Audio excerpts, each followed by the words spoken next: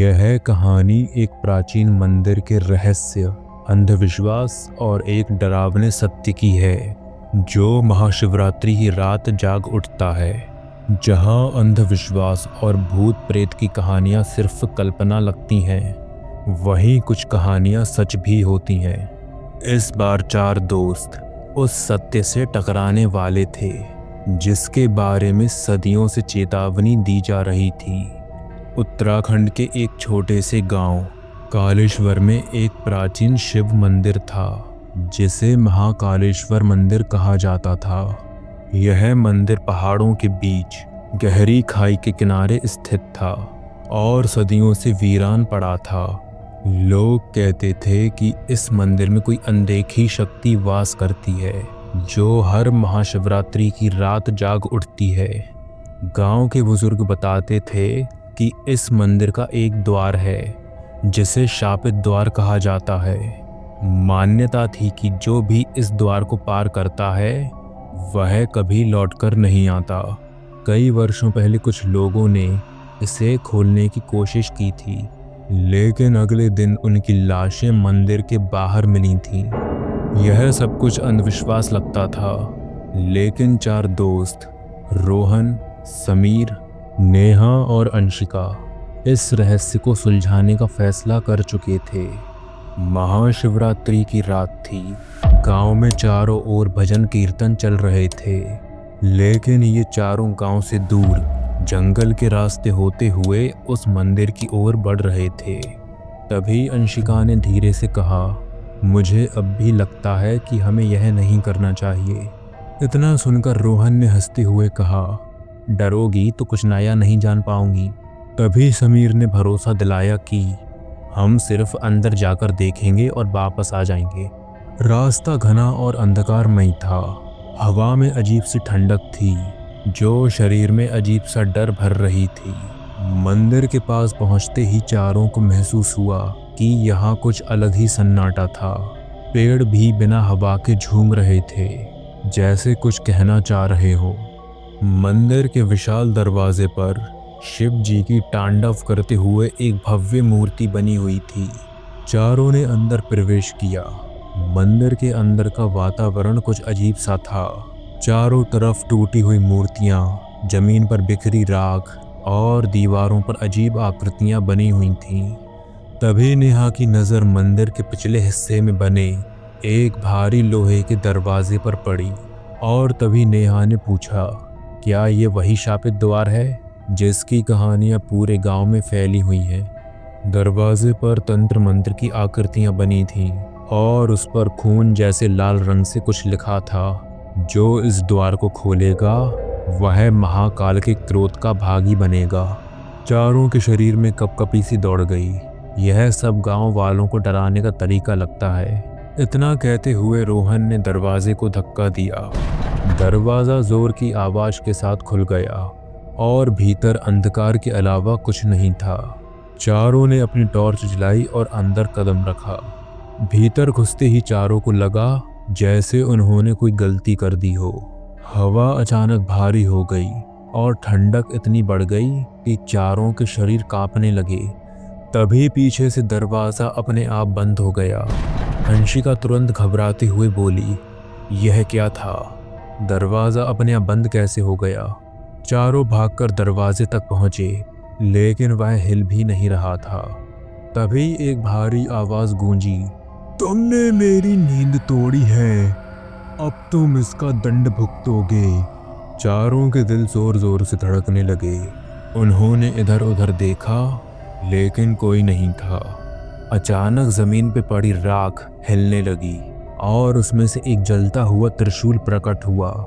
वह हवा में तैरने लगा और सीधा रोहन की ओर बढ़ा। तभी समीर चिल्लाया, रोहन बचो। चारों ने भागने की कोशिश की, लेकिन उनके पैर जमीन में जकड़ गए थे। तभी सामने एक विशाल छाया उभरी। उसकी आंखें जल रही थीं और उसके गले में नरमुंडों की माला थी। वह आकृति धीरे धीरे उनके पास आ रही थी। नेहा रो पड़ी और बोली, हमने गलती कर दी, हमें यहाँ नहीं आना चाहिए था। तभी मंदिर की छत से रुद्राक्ष की माला नीचे गिरी जैसे ही अंशिका ने उसे उठाया, हवा में कंपन हुआ और वह छाया पीछे हटने लगी। तभी अंशिका चिल्लाई, यह महाकाल का मंदिर है। अगर यहाँ से बाहर निकलना है तो हमें भी इनकी पूजा करनी होगी। चारों ने वहीं जमीन पर बैठकर ओम नमः शिवाय का जाप करना शुरू कर दिया। मंदिर में भूकंप जैसा कंपन होने लगा और छाया जोर जोर से चीखते हुए बोली, रुक जाओ, मैं तुम्हें यहाँ से जाने नहीं दूंगा।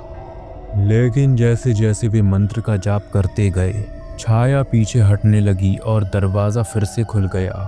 तभी चारों दोस्त चीखते हुए बोले, जल्दी भागो यहाँ से।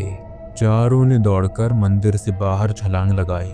सुबह होने लगी थी। चारों किसी तरह गांव पहुंचे। गांव वाले उन्हें देखकर चौंक गए। तभी गांव के पुजारी ने पूछा, तुम बचकर आ गए? चारों ने सारी बातें बताई तो पुजारी ने कहा, वह कोई साधारण भूत नहीं था, वह एक तांत्रिक की आत्मा थी और उस तांत्रिक ने अपनी तंत्र मंत्र की शक्तियों का गलत इस्तेमाल किया और निर्दोष लोगों की बलि देना शुरू कर दिया। तब भगवान महाकाल खुद प्रकट हुए। उनके प्रकट होते ही पूरा मंदिर कंपन करने लगा, त्रिशूल जलने लगा और हवा में रुद्र मंत्रों की गूंज फैल गई। महाकाल की आंखों से जलते अंगारे निकल रहे थे। उनका क्रोध इतना प्रचंड था कि तांत्रिक के शरीर में कंपन होने लगा। उसने शिव की स्तुति करने की कोशिश की, लेकिन महाकाल के क्रोध के आगे उसकी शक्ति तिनके की तरह उड़ गई। और तभी महाकाल गरजे, तुमने इस पवित्र स्थान को अपवित्र किया, निर्दोषों का रक्त बहाया, तुम्हारा पाप अक्षम्य है। इस मंदिर को तंत्र मंत्र और बलि का स्थान बना दिया। मृत्यु तुझे मुक्ति दे सकती है, लेकिन मैं तुझे वह शांति भी नहीं दूंगा। तू अब अमर रहेगा, परंतु सिर्फ पीड़ा और यातना के लिए। महाकाल ने अपने त्रिशूल को आकाश की ओर उठाया और जमीन पर जोर से मारा। उसी क्षण तांत्रिक का शरीर तेज आग में जलने लगा। वह चीख रहा था, परंतु मर नहीं रहा था। उसकी आत्मा शरीर से बाहर खिंचकर जलते हुए त्रिशूल में कैद हो गई। अब वह ना तो पूरी तरह मर सकता था और ना ही कभी जीवित हो सकता था। महाकाल ने उसे एक भयानक श्राप दिया था। हर शिवरात्रि की रात उसकी आत्मा इस मंदिर में जागेगी, लेकिन वह केवल पीड़ा में तड़पेगा। वह मंदिर से बाहर नहीं जा सकता और ना ही उसे कोई मुक्त कर सकता है।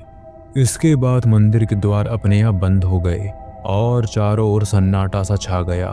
तब से वह मंदिर शापित द्वार कहलाने लगा और गांव वाले डर के मारे उस मंदिर की तरफ देखना भी पसंद नहीं करते। कहा जाता है कि हर शिवरात्रि की रात मंदिर से किसी के चीखने की आवाजें आती हैं। जलता हुआ त्रिशूल हवा में तैरता है और मंदिर के अंदर जाने वाले लोग कभी वापस नहीं आते।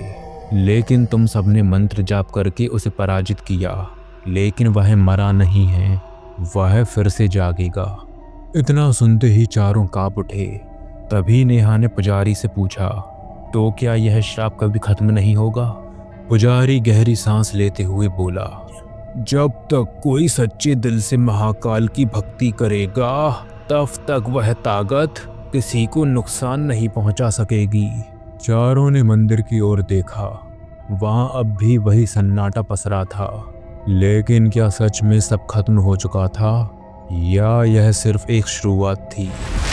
तो दोस्तों, अगर आपको यह कहानी पसंद आई हो तो हमारे चैनल को सब्सक्राइब ज़रूर करें और वीडियो को लाइक और शेयर करें। फिर मिलते हैं आपसे एक और भूतिया कहानी के साथ। तब तक के लिए धन्यवाद।